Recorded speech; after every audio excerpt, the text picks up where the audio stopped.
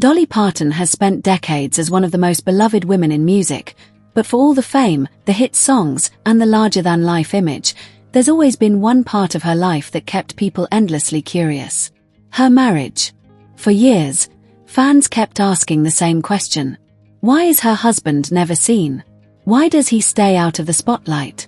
And because people always feel the need to invent stories when they don't understand something, rumors started spreading that he wasn't real, that Dolly had made him up, or that her deepest relationship was actually with her lifelong best friend Judy. But in this conversation, Dolly addresses all of it with the kind of honesty, humor, and calm confidence only she could pull off. She starts by talking about her husband in a way that feels deeply affectionate, but also very real. She doesn't describe some perfect fairy tale man with polished lines and dramatic romance. Instead, she talks about someone she genuinely understands. Someone she calls a good guy. Someone she says she never gets tired of. In Dolly's words, he's complex, involved, funny in his own way, and completely different from her in some areas, especially when it comes to the music business. He's not part of that world at all. But somehow, that difference never pulled them apart. In her eyes, it made them fit even better. That's what makes their relationship interesting. It isn't built on public appearances or Hollywood glamour. It's built on compatibility. And then comes the part that says everything about why the public almost never saw him. Dolly shares a story from early in her Nashville years, back when everything was just beginning to happen for her. She had won a BMI Song of the Year award and wanted him there with her. He rented a tuxedo, showed up, and went through the motions. But he was miserable the whole time. On the way back to the car, he was already taking off the formal clothes, completely fed up, and made himself clear. He told her he wanted her to do well, he supported her success, and he didn't mind what she did. But he was never going to one of those events again. And according to Dolly, he meant it. She never asked again, and he never went. Just like that, one of the biggest mysteries in country music was actually something simple. He wasn't hiding. He just didn't want that life. That alone says a lot about Dolly. A lot of people in her position might have pushed, argued, or tried to force their spouse into their world for the sake of appearances. Dolly didn't. She accepted who he was.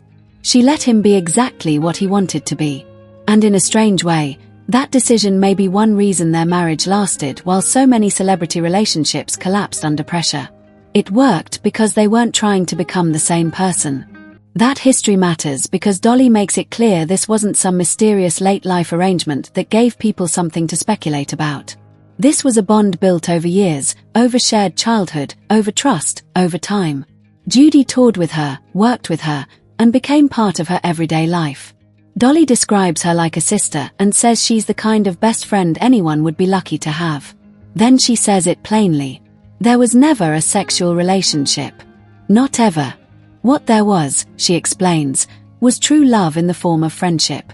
And that's an important point, because Dolly isn't trying to minimize the depth of that relationship. She's actually doing the opposite. She's saying love doesn't only have one form. There are all kinds of true loves in life, and Judy represents one of those for her. That is probably one of the most revealing things she says in the entire conversation. From there, the discussion opens into something broader, and honestly, more telling about celebrity culture than about Dolly herself. She agrees that when a woman becomes successful, visible, and powerful, rumors like these almost become inevitable. Especially if she doesn't fit neatly into what people expect. Dolly doesn't act shocked by it. She says you learn that early. People love to gossip. They want something to talk about. And she's long since made peace with the fact that they will say whatever they want to say. As long as it doesn't hurt her family or drag innocent people into something cruel, she refuses to let it control her. That attitude may be one of the reasons she survived fame as well as she has. She didn't spend her life chasing every rumor, trying to silence every critic, or reshaping herself to make strangers comfortable. She just kept moving. Then, almost seamlessly, the conversation shifts into another side of Dolly that may explain why she's lasted for generations when so many stars fade out. Her work ethic. Her obsession with songwriting. Her need to create. And when she talks about that, you can hear something deeper than professionalism. You hear compulsion. She says she has written at least 3,000 songs, maybe more, and the way she describes it makes it sound less like a career choice and more like breathing. Songs are everywhere in her life. In drawers, boxes, basements, all over the house. She jokes that she can open a drawer looking for clothes and find a song instead. That little image says everything. For Dolly, songwriting isn't an occasional spark. It's constant. It's woven into the structure of her life. She calls it her therapy, her joy, and her job all at once. That line alone explains a lot about her longevity. Some artists perform because they want applause. Some write because they need another album. But Dolly talks like a poet, like someone who sees the world in ideas, phrases, melodies, and emotion. She says everything becomes a song to her. Any conversation, any thought, any random line someone says can suddenly turn into inspiration. That kind of brain never really shuts off. And maybe that's why she's been able to stay creatively alive for so long. She doesn't wait around for inspiration to visit. She lives in a state of noticing. She also gives a glimpse into how that process works. Sometimes it starts with a title. Sometimes with a melody. Sometimes she wakes up from a dream and knows she needs to get up immediately and write something down before it disappears. She records things. She scribbles things. She captures whatever comes in whatever form it arrives. And one of the most human parts of the whole conversation is when she laughs and says they're not all good. Out of 3,000 songs, she jokes, maybe 3 are worth keeping. That self-awareness makes her even more likable because it shows that even someone as legendary as Dolly knows that great art usually comes from massive volume, constant practice, and a willingness to let a lot of weak ideas lead to a few unforgettable ones. Then comes one of the most beautiful sections of the conversation, when she talks about mornings. She describes waking up during what she calls the wee hours of wisdom. That phrase alone feels like something only Dolly Parton could come up with. It sounds poetic, spiritual, and playful all at once. She explains that she doesn't need much sleep and that the older she gets, the less she seems to need. She jokes that maybe she's afraid she'll miss something. But in those early quiet hours, before the noise of the day starts pressing in, she feels like she connects to something higher. That is when she gets ideas, songs, answers, solutions. That is when her mind feels most open. And this is where the script takes on a bigger emotional meaning.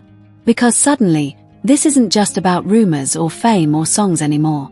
It's about the inner life of someone who has built an empire without losing the private rituals that keep her grounded. In the stillness of those mornings, Dolly says she feels more spiritual, more connected to wisdom, more able to receive whatever is out there waiting for her. Whether it's a song, a business idea, or the answer to a problem that's been bothering her, she believes those moments hold something special. She talks about them almost, and before we come to the end of this video, I just want to take a moment to say a very big thank you to all of you for watching. Your time truly means a lot. In a world where there are thousands of videos you could be watching right now, the fact that you chose to spend a few minutes here with me on Hajararama TV is something I truly appreciate. This channel continues to grow because of viewers like you.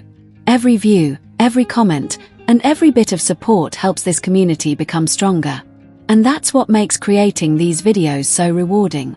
If you enjoyed this video, please take a quick moment to like the video, leave a comment below, and share it with your friends or anyone who might enjoy this content. Your interaction really helps the channel reach more people who love stories, entertainment, and updates just like you do. And of course, if you haven't already, make sure you subscribe to my channel, Hajararama TV, and turn on the notification bell so you'll always be among the first to know when a new video is uploaded. There are many more exciting videos coming your way very soon, and I would love for you to be part of this journey as the channel continues to grow. I also enjoy hearing your thoughts, so feel free to drop your opinions, ideas, or suggestions in the comment section. Your voice matters here, and your feedback helps make Hajararama TV even better. Once again, thank you so much for watching and for being part of this amazing community. Until next time, stay safe, stay informed, stay entertained, and keep watching Hajararama TV.